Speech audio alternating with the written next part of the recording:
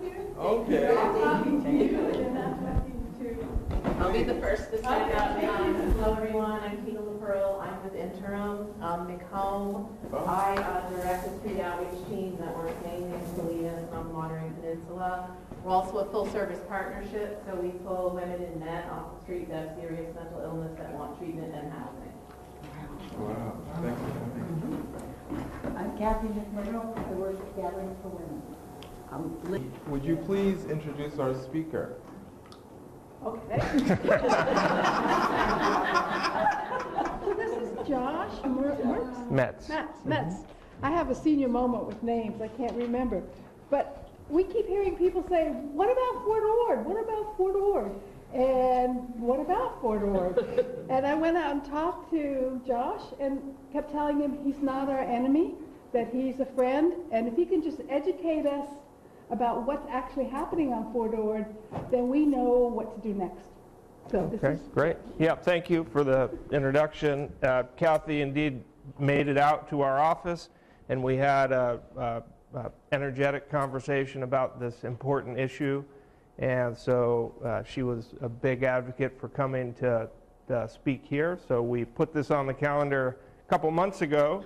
And as it turned out, our board scheduled a big workshop this morning for a conversation about what to do with all the old buildings on Fort Ord. So that's happening right now. Luckily, AMP is also there. So if you want to follow up on that later, that'll be available on the FORA website. But I know there were some emails that went out also describing FORA's sponsorship of this event and that we're bringing solutions for homeless problems in the region to this discussion. So if that's your expectation, I would just temper that with a bit more of a simply, I'm here to talk about what FORA does in general and a little more specifically in the economic development realm, which includes housing and affordable housing, and then kind of relate the history of all of that activity as much as I know it. I've been at Fort Ord with the Fort Ord Reuse Authority for about 4 years. So the organization and the reuse process is 20 years underway, 20 years plus actually, and so a lot of history has transpired and a lot of interesting details, a lot of which I find through talking with folks who have been around a lot longer than I have, pretty regularly new information. But I hope to be able to bring you up to speed on generally what we're up to and then touch specifically on some of the issues that you folks are all concerned about. So with that, I'll talk about just generally here. This is where Fort Ord sits. Now we are over here, and it's this large area over here. It's actually 28,000 acres, 45 square miles, so it's the size of the city and county of San Francisco. And many folks are unaware of that scale. It's historically was the infantry training for the Army. It was one of the largest West Coast bases until 1994 when it closed, part of the base realignment and closure process, which is known as BRAC. And that's a federal program. There's potentially one coming down the pipe as well. Since the closure, there's been some major accomplishments in conservation and education, particularly the establishment of the National Monument and the 1,000-acre state park along the waterfront that you pass by driving on Highway 1, the establishment of CSU Monterey Bay, and an outstanding opportunity with the University of California also exists there. This is some of the history. It's got a long history from the early part of the 1900s up until 1994 when it was closed. It provided infantry training for the Army, for the Korean War, the Vietnam War, World War II, of course, and then was closed in '94. So there's a big military and veterans presence in the region, and that still is part of what we're trying to honor as we go forward and reuse the grounds and facilities. So FORA, what is FORA? We are a public agency. We have a staff of about 15 people that sometimes gets a lot of press, sometimes good press, sometimes bad press. The board is comprised of 25 members, representatives from many local cities, including Salinas, Pacific Grove, Carmel, Monterey, Delray Oaks, Sand City, Seaside, Marina, and they all get together, and the vision for the creation of this special district was that this property, this 28,000 acre property, is a regional asset. And so what happens with the reuse of that property is significant to not only the cities that touch the real estate, but also the region.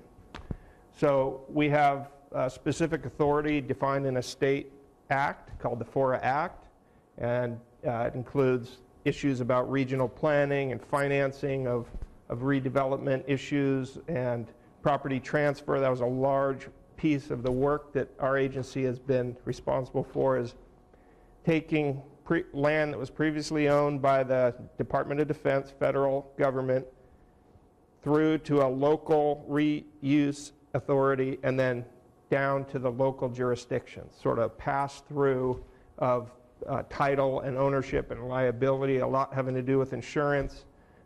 Because it was an old military base, there was a lot of training that went on, infantry training, including rifle ranges on the dunes along the beach. For those who are longtime residents, I'm sure you could tell stories of seeing the GIs out there doing their rifle training. In fact, there was one of the statistics I learned was in the early stage of the reuse process, there was 600 tons of lead that was reclaimed out of that dunes area. So along with that area, there's an area known as the Inland Ranges, which is pretty much to the east of the city of Seaside, off in the low hills that you see there. That was known as the Inland Ranges, where there was grenade and live fire exercises. That continues to be an area of cleanup that the U.S. Army is progressing on an annual basis. There was also a special fund set up, a $100 million grant from the U.S. Army, or Department of Defense, through our agency to fund a steady pace of cleanup for the last 20 years on a subset of property that will be reused for residential and commercial and industrial uses. So that program is known as the ESCA, Environmental Services Cooperative Agreement. You might have seen PR from them. They deal with the burning issues and the cleanup issues. Anytime there's ordnance, explosives going on, you'll hear from the ESCA group. And feel free to ask any questions or stop me along the way, because, yeah. Who are the 9 stakeholder agencies represented in the board members? Right, so they are let's see, the CSUMB is actually one of them. They're not, so there's sort of voting members and non-voting members. And the voting members are the land owning jurisdictions. So that includes Seaside, Marina, Delray Oaks, City of Monterey, and then also the local jurisdictions that are non-landowners are part of the voting members. So elected officials, basically, we're talking about those that I listed: Salinas, Carmel, Pacific Grove. They all have 1 vote. The jurisdictions that got the most land, they get 2 votes, and the county is the other big elected official representative, and they have 2 votes as well. So then the non-voting folks are like TAMC, the Transportation Agency of Monterey County, CSUMB, MPUSD, the Unified School District. All of these can be found on our website. It might be a simpler way, because I'll probably forget 1 or 2 anyhow. There's a lot. If you want to see some regional political theater, you show up for the 2nd Friday of every month, 2 o'clock, and you'll see everybody come in and talk about stuff. But the reuse plan, which is sort of the guiding general plan of this reuse, you know, if you think about it, it's kind of it's a complex process that was set up. So you have property that was owned by the Department of Defense, and it has its own rights of use and processes for making things happen. Then all of a sudden that goes away, and then this property is conveyed to these local jurisdictions, who then each have their own hopes and dreams for what is to happen. They have official documents like general plans and zoning codes. You perhaps are well familiar with these, especially those on the Planning Commission. But so there had to be some way to harmonize all of that, and it was through this reuse plan that was established to guide the program. And it was built on these 3 E's of environmental conservation, educationally centered reuse, and economic recovery. Now there's 28,000 acres. All of this land here is what you might call economic development purposes, visitor serving, public facilities, the campus, rights of way, and then business park, light industrial, and office uses. There's about almost 20,000 acres that have been put into some form of habitat conservation status. And it's through the reuse of the economic development conveyances that the system of payment for the long-term conservation of the habitat is enacted. So the history of the financing of this whole deal is pretty interesting and significant, because originally the Department of Defense thought they had an asset over here that they could sell. Originally there was a dream of it was worth $5 billion. That was written in one of the early federal budget ideas. And as it got farther and farther into the reality, it was worth less than the land because of all of the impacts that had to be addressed. It was put into the category of a federal Superfund site, which meant that there were special funds that it could be used for the environmental cleanup. There was water contamination. For years, you think about the Army moving stuff around. There was stories of, the motor pool, just folks dumping oil right into the ground, and so there was a cleanup that happened, and that was one of the early things that got put in place, this groundwater remediation program. So that's been actively working for many years now. And then the unexploded ordnance was a big piece. And as originally the vision was that all of this housing, this barracks housing, a lot of which you see along Highway 1, the wood frame buildings that were built in about a year, but right before the attack at Pearl Harbor, turns out, those buildings were set for temporary use, and they have persisted, but the dream was, hey, there's this great asset that can be used to provide inexpensive housing. Some of the cities, Seaside in particular, got a bunch of barracks that were built in the Vietnam-Korean War era, these cement multi-story buildings you might know on Colonel Durham Drive, just to the south of CSUMB campus. Those were thought to be great housing opportunities. And as the devil in the details started coming out, it was found that there was asbestos used extensively in all of the construction of the buildings, and lead paint. And the lead paint in particular for the wood frame buildings was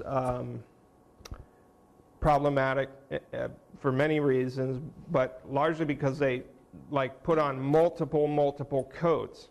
And so originally there was some work done to see about actually reusing these buildings, and they took down some buildings and planed the boards to get down to a piece of wood that you could use without the lead paint contamination in it.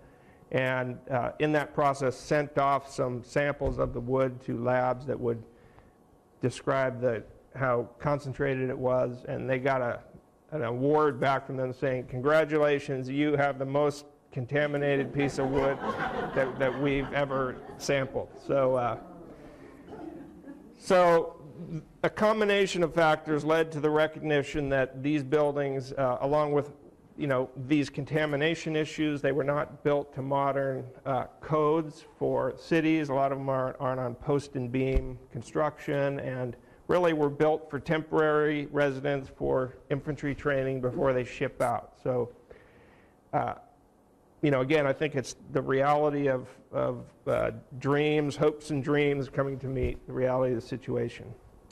And so with that kind of context, I'll dive into a little bit more about our economic development initiative, which is relatively new in a formal sense, although many argue that all of that groundwork of environmental remediation and infrastructure additions, so there were a bunch of roads built, and you all, if you've been around a while, you would have heard about the opening of General Jim Moore Boulevard, or the reconstruction of Second Avenue, the improvement of Second Avenue, or the construction of Imjin Parkway. Those were major projects that were done to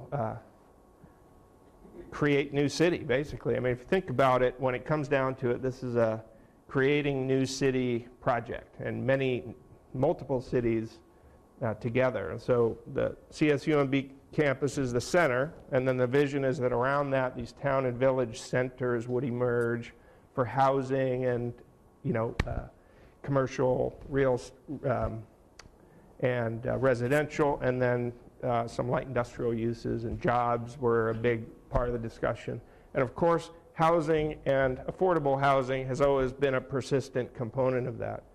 So our economic development program deals with business retention, attraction, and workforce development, and housing / affordable housing, but also has these components because the university is such a centerpiece of the reuse. We work closely with the university to do things like stimulating entrepreneurship in the region through a startup challenge and small business development center. And then we try to activate stalled real estate projects, particularly coming out of the recession. So that was a big component. Yeah. Well, that's where you kind of sit with a bunch of people and you go, how can we better align our training programs with the needs of the industry and the opportunities that are there for work. And so there's strategy that's done on that, and then one of the programs that you might have heard about through CSUMB is called Bright Futures. I don't know if anyone's heard of that, but it's this pretty cool idea program where they're looking at cradle to career education, and they look at, if you have certain markers early on in your childhood, you have a much greater chance of career success or educational success. So they try to fill in the gaps that have been identified through sort of an analytical approach to that.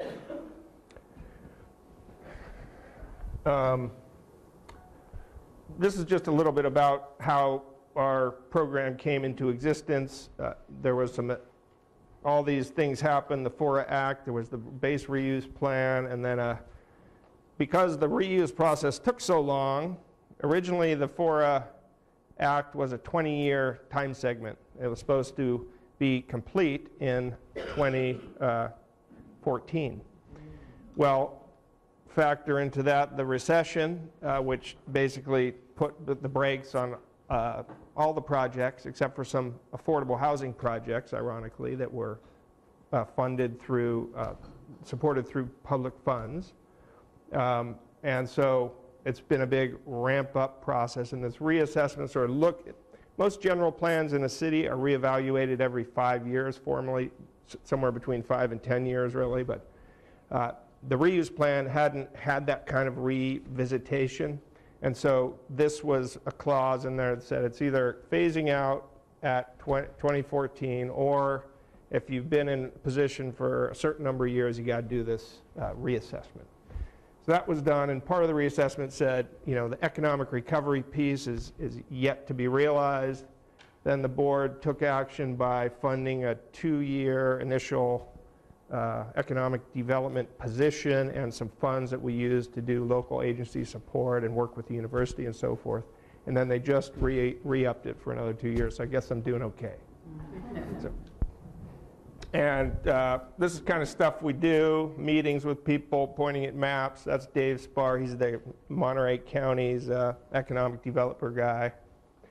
Basically doing all these things, and connecting with regional stakeholders is a big part of what we try to do. This is a way we look at the progress on the reuse. So think of this as a dashboard. Each one of these columns is specific targets that are outlined in the reuse plan about where we hope to get. And so this is the Environmental Services Cooperative Agreement. The environmental cleanup is almost done. Building reuse and removal is making progress, and again, I'll point you to the conversation happening today for more details on all that. Habitat transfers, making progress. Road construction, homes, commercial jobs, and population still has got a way to go. So the future of FORA is a topic of active debate. You probably have heard about that if you're paying attention to local newspaper on the issues, but I don't know if I get much into that here, but I do provide numbers, and all of this is available on my website, ordforward.org. So there's a place for reports and presentations, and this one's on there if you really want to get into it. These are all links to the various. The population, is that people living on the Yeah, area? so let's see, where are we? Boom, yes. So that's right, that's people and students and faculty, yes. And it's calculated annually following a protocol that's set out in the, so it's, people wonder how accurate that is, and I would be in that camp, but a lot of these things are done by way of kind of formal calculations that are, you know, the formulas are set out in these documents, so. Are you going to have a chance to talk specifically about the homes program?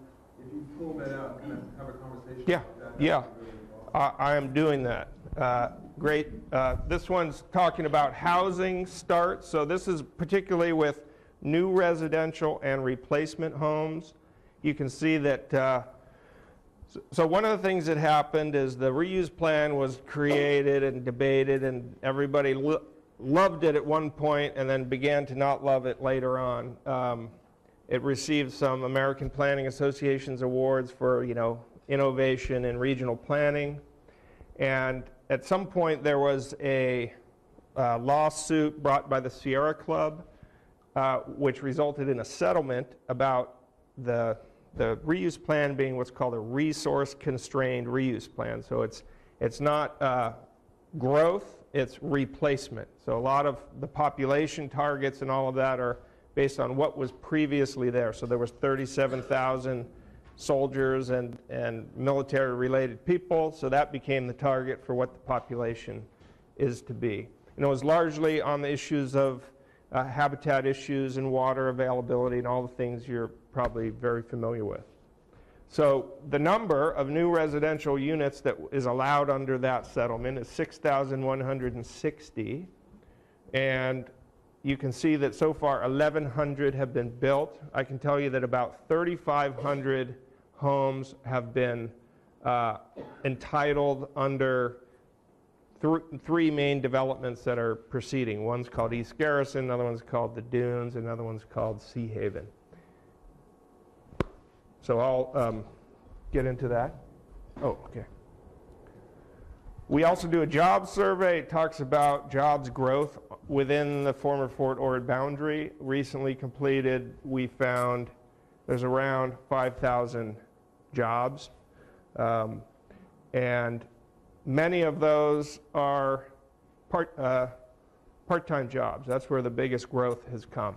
And that's largely because the developments that have come forward have things like retail and a hotel. And so also actually, ironically, at the university, there's a bit of a trend towards adjunct faculty versus full-time faculty. So I think we see the implications of public benefits and pensions and all these things combining with the market to result in this, growth in the part-time jobs. We do this now. We're going to be doing it every year, updating it. So we'll have another one next year. I'm just going to run through the dunes. I'll run through the main developments, and then I'll definitely have a whole section on affordable housing and the history of that. So I hope I'm not wearing you all down here. This is the dunes. This is Highway 1 here. And so these would be all the wood frame barracks that you see as you're coming down from Light Fighter Drive north. And there's a big specific plan that's entitled for about 1,400 homes. I believe it's 1,400 homes. As well as residential, commercial. The new VA clinic is there. There's a new, this thing here, it's the first new food place on Fort Ord. It's called the Fast Casual Food Court. You can go get a Chipotle. Lots of housing. REI is part of that development. And in each of the developments, as you'll see in the detail about affordable housing, there's a percentage that's required. So the Fort Board had a 15% affordable requirement in all new developments. Some of the local jurisdictions added a 5% component, so it's about 20% affordable. And you go, well, what does affordable mean?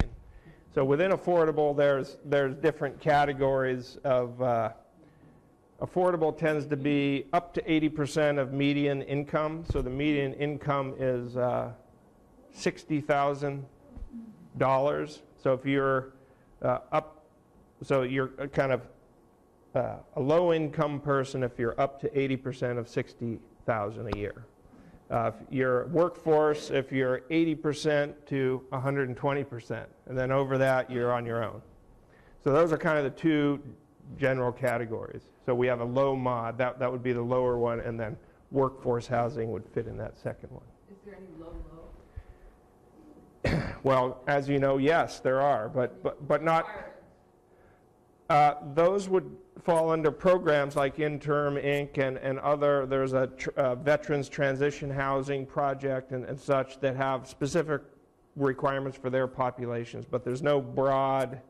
So up to 80% means you could be zero, right? So, but you wouldn't be able to the issue is like an affordable housing complex, you can apply for residency if you are in this up to 80% category. If you had no income, you could apply. You might have trouble making the payments, basically. So the problem is housing costs money, unfortunately.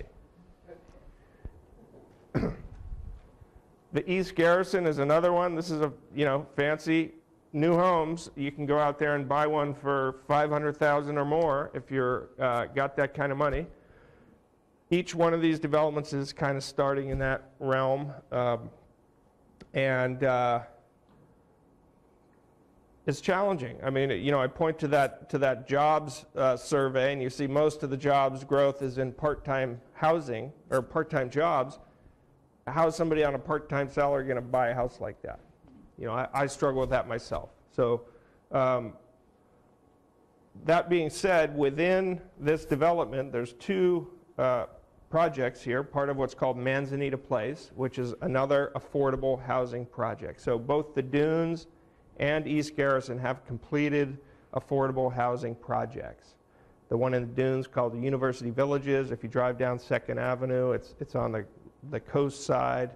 It's actually pretty nice looking apartments that you can get on. It's now run by Eden Housing, and you can apply for residency and get on their waiting list, but it's a long list.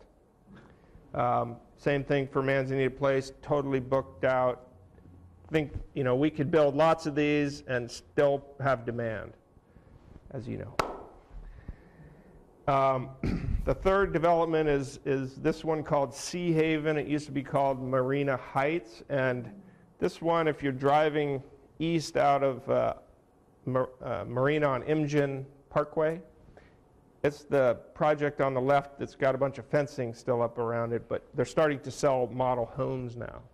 And this project, 2 to meet their conditions of approval and the 20% affordable housing requirement, they contributed to the establishment of, or the maintenance of Abrams Park and Preston Park as low-income housing. A percentage of each of those are low-income housing. So those are some of the most, those are reused Army housing, refurbished to some extent. There were some of the more modern housing that was left after the Army left. But those were maintained and still exist as affordable housing stock. So this is an exciting new project in the city of Seaside coming down here. This is Light Fighter Drive here on 2nd Avenue. So this is a project area known as the Main Gate. And so this is a project that has been reinvigorated. It was one of those ones that fell to the side during the recession. But the proposal is a mixed-use concept, largely oriented towards student housing with some row housing, town housing, single-family homes, and then retail and commercial with a couple hotels. 50 acres. Look for this one coming to your planning commission and city councils sometime soon. So now for the real material that you're all here for. With all that kind of background of what's happening, the issue of affordable housing has been at the center of the FORA discussion since the beginning. Sam Farr was a big advocate for reusing Fort Ord for affordable housing and homeless issues. And so I'm going to talk a little bit about that and then kind of dive into possible solutions. But it really begins by looking at the Army's public benefit conveyance program under this McKinney Act. So I referred to earlier economic development conveyance and then public benefit conveyance. So if we have maps in our office that show every parcel of land on Fort Ord, and it's either got a PBC or an EDC associated with it. So how that land was conveyed from the Army to us affects how it can be used. So early on, when the base was closed, there was initial land rush, and people, number of different folks, came forward with hopes and dreams of different uses. There were some religious groups that got church properties going. There was homeless advocates who got in there and were able to get some property. Veterans Transition Center among them. And Interim Inc., I believe, was part of that early group. You may know better about the history. I understand at one point we had some houses in the back off of 12, which I don't know what happened with that, but at this point we just have our offices. Yeah, so there are some homes in Marina that I'm aware of, part of what's referred to as the Cypress Knolls area that has a veterans transition housing piece in there. And I know that the Interim Inc. office is out there, but I don't know a whole lot more than that. That's good for us. Okay, so, but basically, this McKinney Act basically says, especially for homeless veterans, their housing would be a priority use of surplus federal government property. So if the case could be made early on that by a credible organization who could step through all the hoops to do it, they were able to get some of that property through this public benefit conveyance. That also went to, okay, so I'm listing those who were able to pursue that under this initial, so this is 1994, 1996, people going, you know, we got a program, we got to use, we can fill out the paperwork, and we got some advocates at the elected level who are going to voice our support for our program. So that was a small set of the property. And then the rest of it mostly was conveyed through this economic development process, which allowed for, you know, economic uses of the property.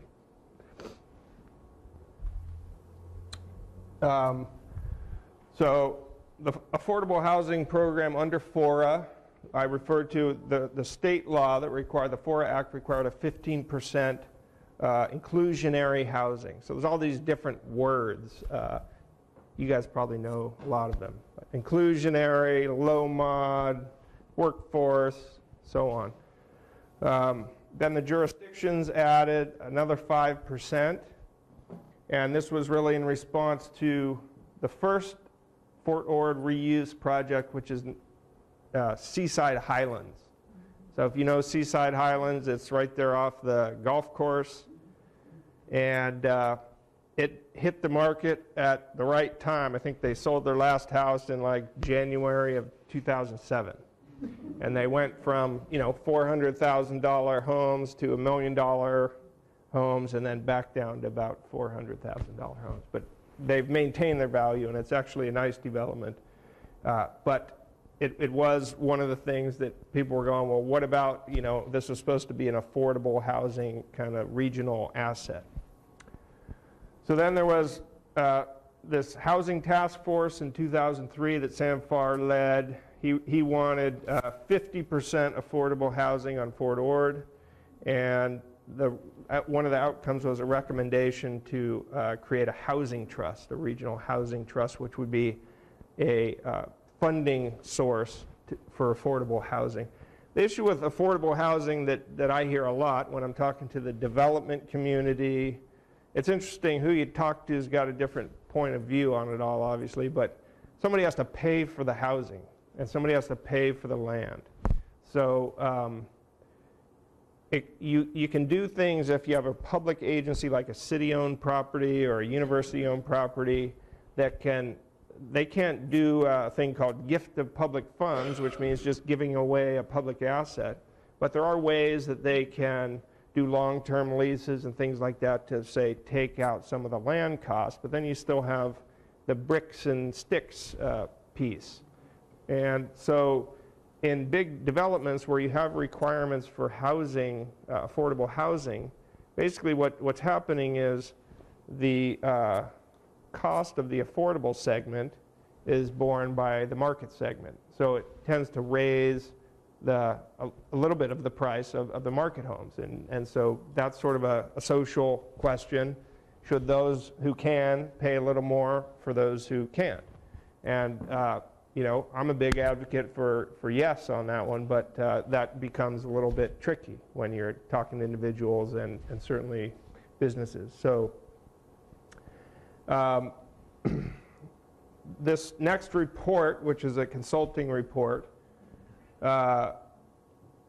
looked at the subsidy required to reach 40% affordable housing. So there would have to be some money spent, subsidy, to reach that number, and they found it relatively infeasible. Although they did recommend an additional 10% in this workforce category, and that was would have resulted in a 30% affordable component in each of these new developments. Included in the reuse plan is this idea of jobs housing balance. So the idea was that the reuse would have a balance of job creation and housing so that you could do things like reduce the impact on the regional transportation network. And that's one of the impetus for why the economic development program was funded by the board, because that job creation piece was still lagging. Like the good paying jobs that could afford these fancy homes we haven't yet seen that come to pass. And a large segment of reason that is there's this development that was dreamed of called the UC Monterey Bay Education, Science, and Technology Center. UC Santa Cruz got 1,000 acres of property out there. 600 acres is part of a natural reserve systems, part of the habitat program.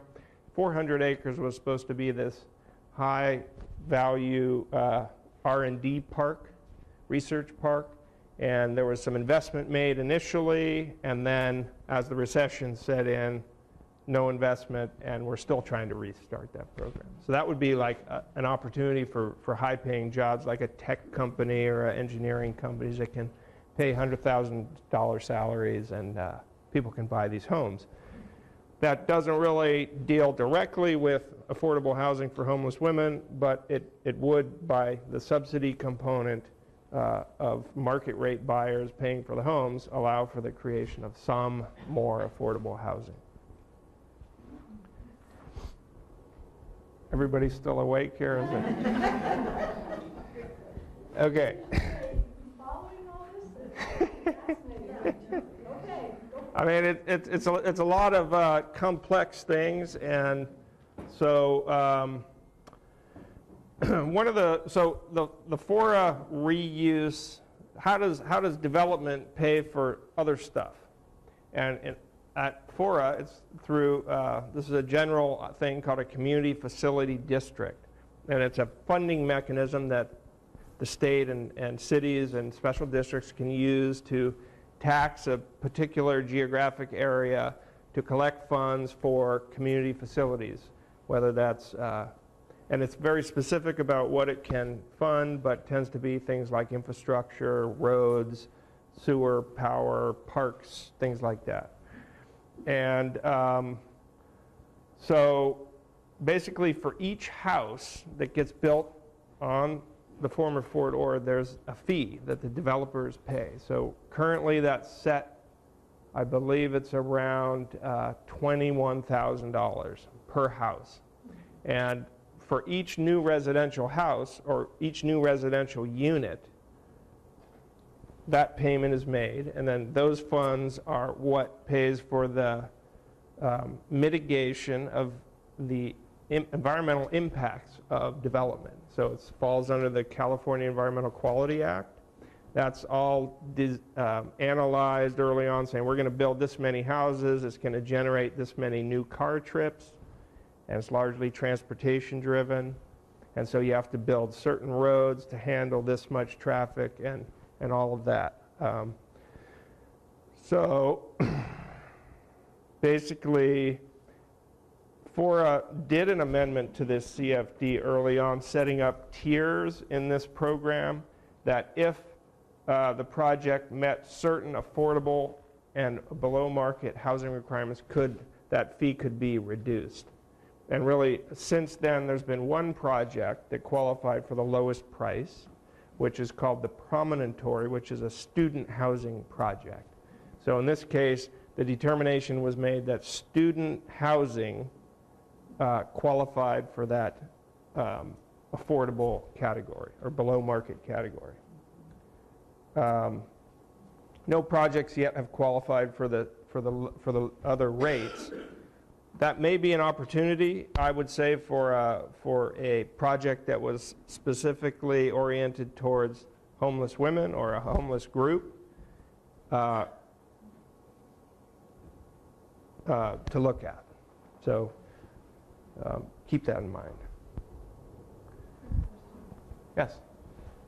Last summer, it's been about a year ago, the civil grand jury report, it was a huge, thick thing, came out to the county. In it, it recommended use of land, it didn't specify which land, at Old Fort Ord be dedicated to low-income housing in the form of a tent city. And it meant, I mean, in real tent city, like you would have some exhibition or something with metal poles and all this. To set it up like a city now to get the homeless people who need a place to go there, pending getting permanent housing. How would they begin somebody to apply for this? Well, so the land, all of the property on Fort Ord has been conveyed from the Department of Defense through our agency to local jurisdictions. So that means that all the real estate is accounted for, whether it's in the city of Marina or Seaside, Delray Oaks, Monterey, or the county of Monterey, or CSUMB, or UC, or the state parks, or the National Monument. So any transactions, any project ideas would have to funnel through each one of those land-owning entities. That would be the place to start. So if you have a grand jury finding that relates to the county, I would contact your county representative. So Fort Ord is District 4, that's Jane Parker's office. I know she's a big advocate for affordable housing. You know, then you start getting into the details of allowable uses, land use, zoning. Let's say, for example, you might look at property that the county owns that was maybe going to be part of this Monterey Downs project that went away last year. Well, then you would be, you know, making a case and dealing with, it's basically you become a developer. And as soon as you put that hat on, you get a big target on your back around here, it seems like. So. That was the whole issue. And Jane told me not too long ago, and she and at least some of the other supervisors are rallying all of the city managers throughout the whole county. Not only right here, the whole county, to address that problem. Yeah, I mean, that's what it's going to take. Because the cities don't want, none of the cities that own segments of Fort Ord want to put in low-income housing in retent cities. Yeah, I mean, it's a tricky question. You know, what I heard about early on when I joined up with FORA was this socio-economic, demographic history of the peninsula and the Salinas Valley and the military cities. And, you know, we're talking about two cities in particular, Marina and Seaside, that basically grew up attached to the base. They had, their residents were base, they were infantry soldiers and their families, and all of the, you know, social, demographic, racial issues that are there. And then in relation to relatively affluent peninsula population, and some of the,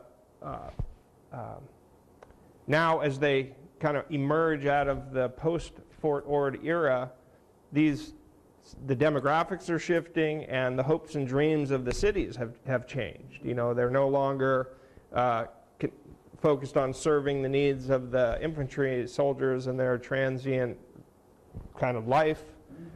They're more about recognizing the real inherent geographic opportunity that they have. You know, they're coastal California cities that are on one of the most beautiful bays in the world, and they want to be able to thrive as well. So I think that's where I've heard the, you know, some of the, you know, well, why doesn't it go into one city or the other? And some folks are going, well, we already have a lot of affordable housing here, let's not put it here, and then it becomes the NIMBY conversation, and then it gets all complicated.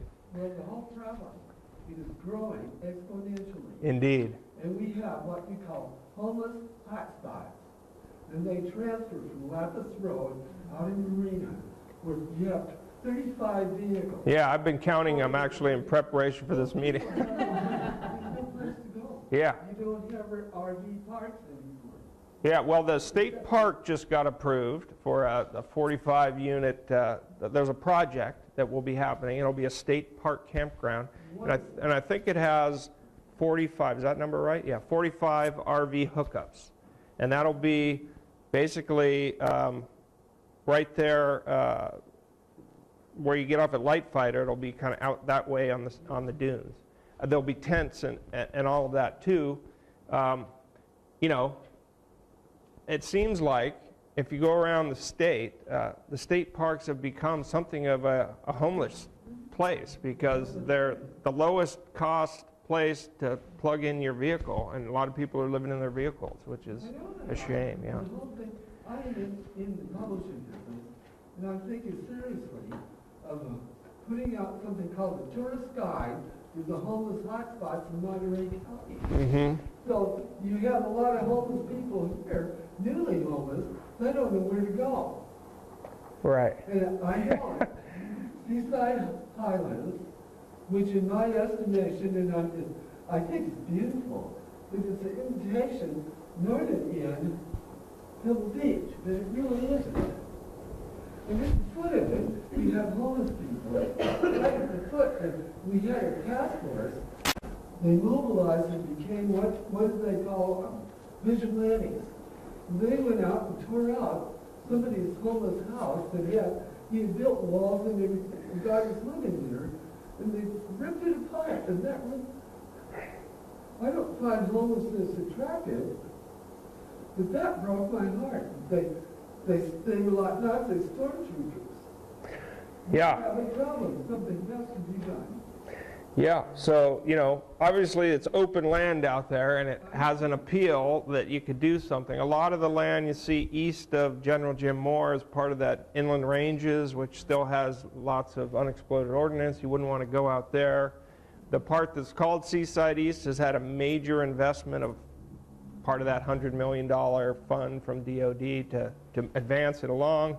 So after you put all that money into the ground, communities are reluctant to turn it over at no cost. And so I'll go to Laguna Grande Park, and every 2 days there's a Swede because there's no place for people to go. They're not even any bathrooms.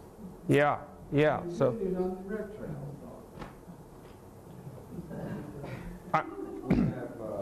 He has a lot to say. yeah, how much time do we have? We leave at 11:30. Okay. I'm just going to quickly finish up, and then we can carry on the conversation. I know it's long and complicated. This is just some of the current stuff I've already referred to. Preston Park, the East Campus housing at CSUMB is another reused Army project. It was of the similar era as Preston Park and Abrams, kind of in the 60s, probably 70s, I think, 70s, 80s is when it was done. And it's you have to be affiliated with the university as a faculty, staff, or one of their partners. But, you know, I've got friends who work at the university who are out there and, you know, they're paying pretty low rents for an apartment or a house. The Promontory, that's what this one is here. This is all student housing, totally filled, you know, and the university is intending to grow by around 1,000 students a year.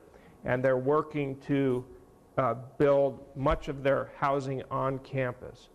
About 60% is their target. They want to have about 60% on campus housing, but it also drives some of the reuse development because developers go, hey, there's an opportunity for housing these students, and that's a way that they can justify their, you know, hey, we're going to do all the financing and all the hard work that's needed to make these developments happen. A man's need a place in university villages, and I have Interim Inc. here, but we don't know about specifically what housing there is. I've only heard about Interim Inc., and so you're the first Interim Inc. person. Yeah, I mean, it's my understanding that we're going to be doing something with Mid-Penn Housing for a limited number of units in an upcoming building. Okay. I think at this point, we're unsure, like, is the building going to be built or when? Yeah, or, right. So there's a lot of, well, we're in the dream business, I guess. Josh, can I ask you a question? Yeah.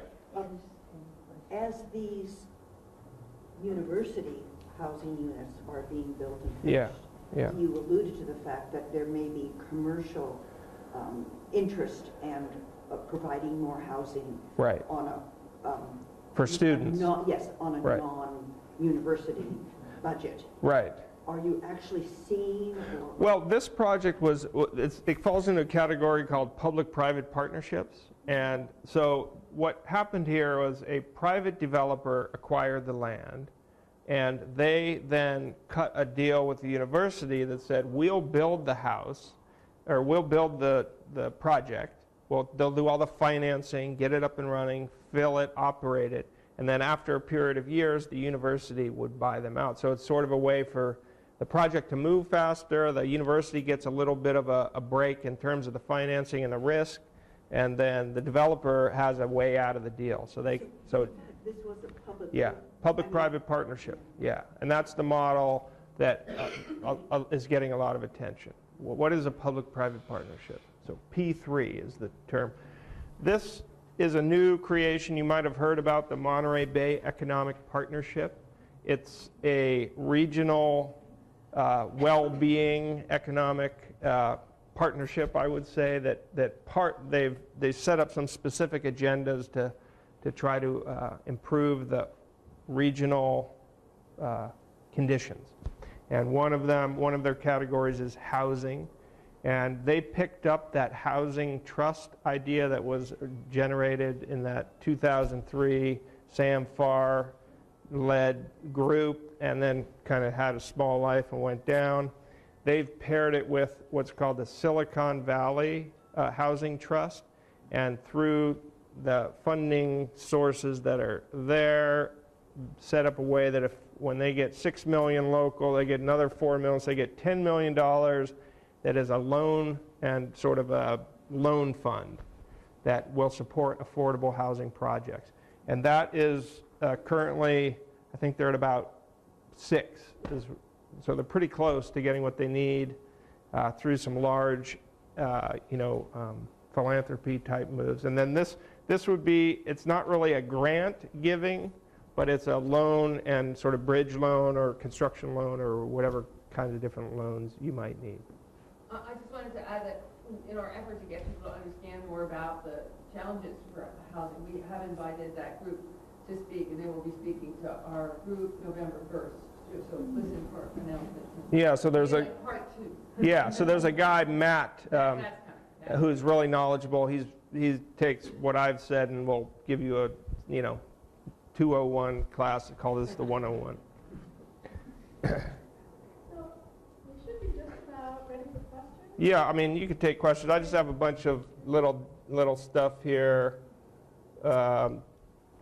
These were ideas about how things could move. Well, these were,